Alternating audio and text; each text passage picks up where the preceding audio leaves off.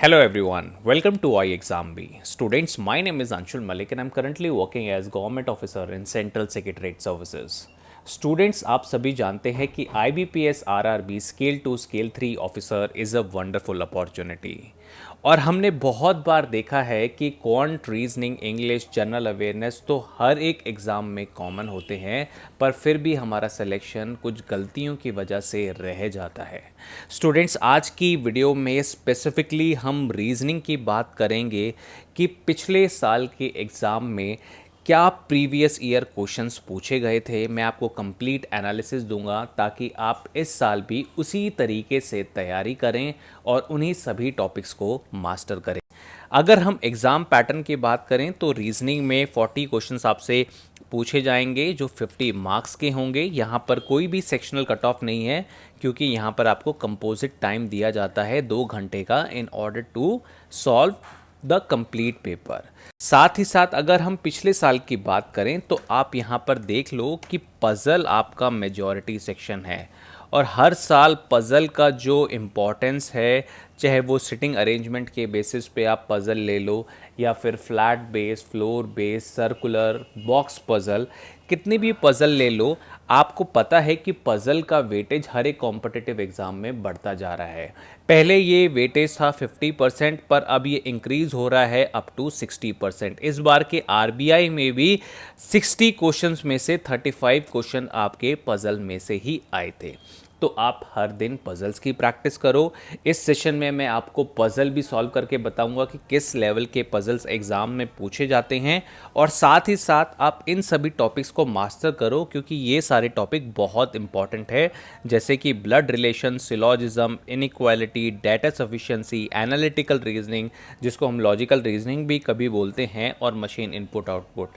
तो ये गिनती के 6 कॉन्सेप्चुअल टॉपिक और हर रोज़ 2 से 4 पज़ल की प्रैक्टिस करो till your exam date. Students, अगर आपको प्रीवियस ईयर पेपर सॉल्व करने हैं तो हमारी वेबसाइट पर previous year paper freely available हैं।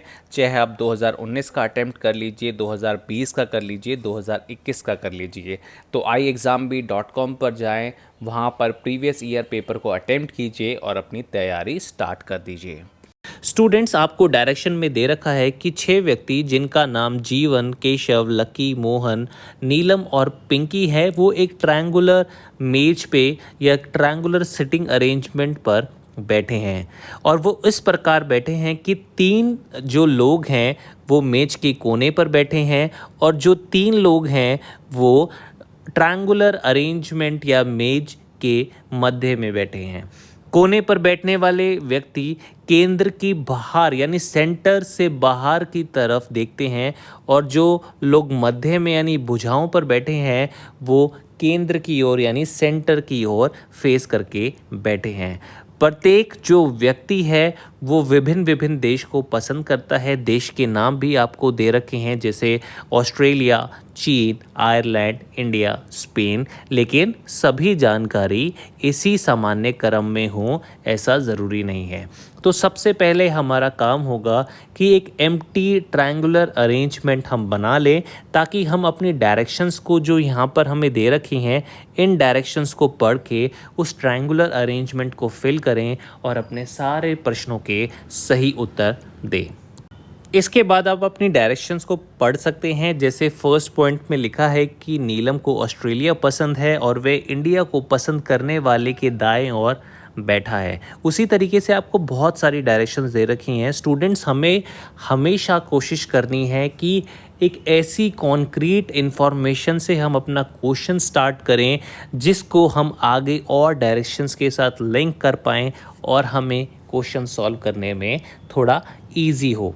इसीलिए अगर आप थर्ड डायरेक्शन पे फोकस करेंगे जिसमें ये दे रखा है कि वह व्यक्ति जिसे चीन पसंद है वह स्पेन पसंद करने वाले व्यक्ति के दाएं ओर दूसरे स्थान पर बैठा है। तो अगर मैंने सबसे पहला कारण ये डायरेक्शन चुनने का दोस्तों इसलिए था क्योंकि आप चीन को इस वाले आयरलैंड वाली स्टेटमेंट से भी लिंक कर सकते हैं और फिर आप आयरलैंड से आगे और चीज़ों को लिंक कर सकते हैं, इसलिए आपको क्वेश्चन सॉल्व करने में आसानी हो सकती है। आप एक ऐसा मेथड भी अपना सकते हैं कि आप side by side first direction को पढ़ के अपने हिंट जो हैं वो साथ में जॉट डाउन करते चलें और जब आपको एक कॉन्क्रीट इन्फॉर्मेशन मिल जाए उसको अपने ट्रायंगुलर अरेंजमेंट में आप प्लेस कीजिए और उसके बाद सारे हिंट्स को जोड़ के उस ट्रायंगुलर अरेंजमेंट को कंप्लीट कीजिए। तो मैं अपनी इस वाली डायरेक्शन से स्टार्ट करता हूँ। वह व्यक्ति जिसे चीन पसंद है वह स्पेन पसंद करने वाले व्यक्ति के दाएं ओर दूसरे स्थान पर बैठा है। दोस्तों अभी हमें ये नहीं पता कि स्पेन कॉर्नर में बैठा है या ट्रायंगुलर मेज के मिडल में बैठा है, तो हम दो केस अज्यूम कर सकते हैं। फर्स्ट केस में हम स्पेन को कॉर्नर पर बिठाएंगे जो कि बाहर की तरफ फेस कर रहा है और दूसरी अरेंजमेंट में हम स्पेन को मिडल में बिठाएंगे जो कि आपको पता है सेंटर की ओर फेस कर रहा है। तो ये दो केस हमारे बन सकते हैं। इन दो केस के साथ हम प्रोसीड करेंगे। मैं बाकी का भी ट्रायंगुलर अरेंजमेंट बना देता हूँ ताकि आपको समझने में कोई भी परेशानी ना हो। स्टूडेंट्स हम अपनी डायरेक्शन पढ़ते हैं। ये हमारा फर्स्ट केस है, ये हमारा सेकंड केस है। ठीक है, अगर हम फर्स्ट केस के साथ आगे बढ़ते हैं, अगर हमारी सारी कंडीशन सेटिस्फाई हो जाएंगी तो हम फर्स्ट केस को ही सही मान लेंगे। अगर हमारी फर्स्ट केस में कोई गड़बड़ी आई तो हम सेकंड केस पे प्रोसीड करेंगे। अब आपको पता है कि स्पेन यहाँ पर है, तो वह व्यक्ति जिसे चीन पसंद है वो सेकंड टू द राइट बैठता है जिसे स्पेन पसंद है। तो मैं यहाँ पर चाइना को प्लेस कर सकता हूँ एज पर माय कंडीशन। इसके बाद आपको दे रखा है कि आयरलैंड पसंद करने वाले व्यक्ति और चीन को पसंद करने वाले व्यक्ति के मध्य में दो व्यक्ति बैठते हैं।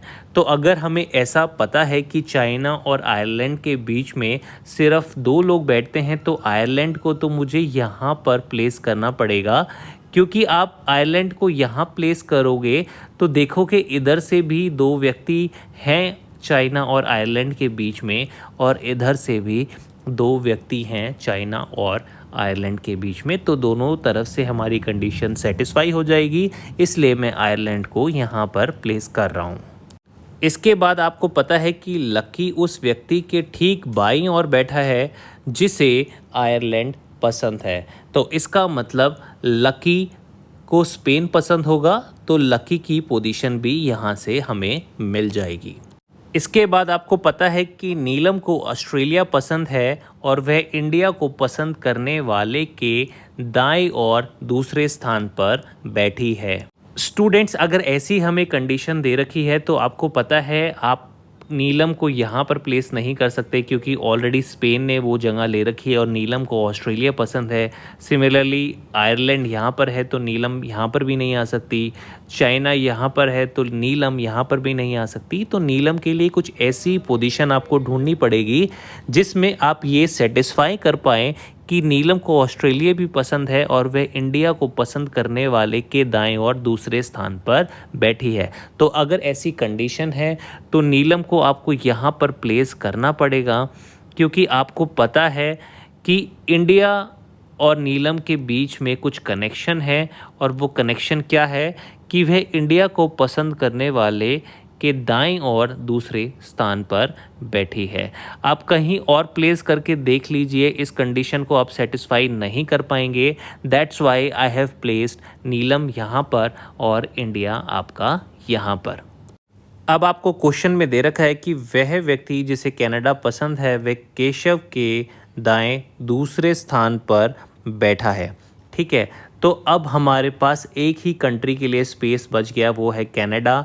तो मैं कनाडा को यहाँ पर प्लेस कर सकता हूँ और इस कंडीशन के अकॉर्डिंग केशव को मैं यहाँ पर प्लेस करूँगा। तो मेरी कंडीशन सेटिस्फाई हो जाएगी। मुझे पता चल जाएगा कि केशव चाइना से है और कनाडा से होने वाला व्यक्ति यहाँ पर बैठता है। इसके बाद आपको दे रखा है कि मोहन का मुख्य केंद्र के विपरीत नहीं है, यानी मोहन जो है वो सेंटर की तरफ देखता है, और साथ ही साथ आपको पता है कि केशव और मोहन निकटतम पड़ोसी नहीं है, यानी दोनों साथ नहीं बैठ सकते। तो इसका मतलब मोहन तो यहाँ पर नहीं बैठ सकता, और इस कंडीशन के अकॉर्डिंग मोहन को सिर्फ यहाँ पर ही बैठना पड़ेगा, क्योंकि हमें पता है कि मोहन सेंटर की तरफ देख रहा है, तो कनाडा के साथ तो वो बैठ नहीं सकता। तो इसका मतलब मोहन को आयरलैंड पसंद है। इसके बाद आपको दे रखा है कि जीवन और स्पेन पसंद करने वाले व्यक्ति के मध्य में दो व्यक्ति बैठते हैं। तो स्पेन आपका यहाँ पर है, और कंडीशन अगर ऐसी है तो जीवन आपका इंडिया से होगा, और जो आपकी पिंकी बच गई वो कनाडा पसंद करती होगी। तो आपने अपनी डायरेक्शंस के अकॉर्डिंग एक परफेक्ट ट्रायंगुलर अरेंजमेंट बना लिया है। अब आप कितने भी क्वेश्चंस का जवाब दे सकते हैं। अब आपका पहला क्वेश्चन है कि आयरलैंड पसंद करने वाले व्यक्ति के संदर्भ में केशव का क्या स्थान है। तो आप आयरलैंड आपको पता है यहाँ पर दे रखा है, और केशव आपको यहाँ पर दे रखा है। तो अगर आप पहले ऑप्शन पे फोकस करेंगे तो बाई और से तीसरा यानी थर्ड टू लेफ्ट, तो वो भी कंडीशन सेटिस्फाई हो रही है। और साथ ही साथ अगर आप यहाँ से कंडीशन देखें कि दाएं ओर से तीसरा, तो दोनों तरफ से हमारी कंडीशन सेटिस्फाई हो रही हैं। तो हमारा आंसर हो जाएगा ऑप्शन नंबर ई, यानी या तो 1 या तो 4।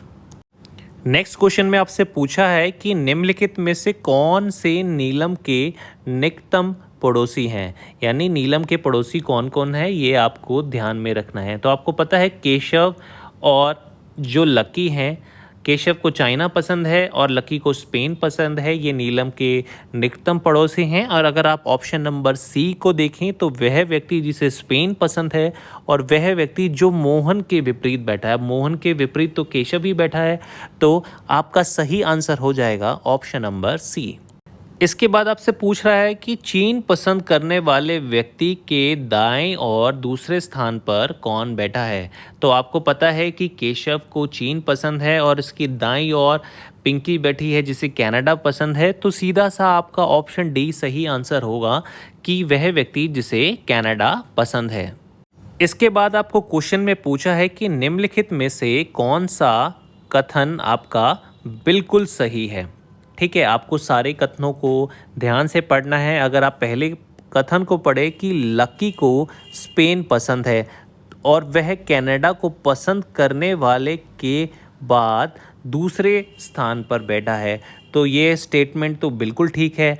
और साथ ही साथ अगर आप अपनी फोर्थ स्टेटमेंट पे फोकस करें, यानी ऑप्शन नंबर डी पे फोकस करें कि नीलम केंद्र की ओर मुख करके बैठी है, तो बिल्कुल सही बात है। और कनाडा पसंद करने वाले व्यक्ति के दाएं से तीसरे स्थान पर बैठी है, तो ये भी बिल्कुल परफेक्ट बात है।